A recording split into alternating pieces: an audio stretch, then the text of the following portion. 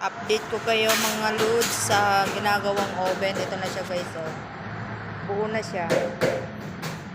Ayan, ayan, oh. May din lalagyan ng fittings. Ito yung takip, yung burner. Meron na. Ayan na siya guys. Tatakpan na lang yun sa taas. Ready na. Meron pa yan sa likod.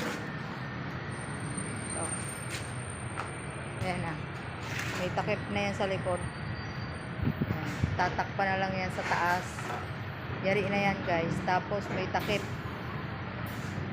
May takip yan. Siyempre yung takip andoon, no? Ginagawa.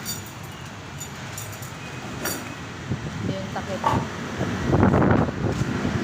Yung takip niya guys. Sa burner. Tsaka sa pinto doon sa taas. Tsaka lalagyan ng tagpay. Parang nagka-plus pa naman bro, ah. Namoy ko.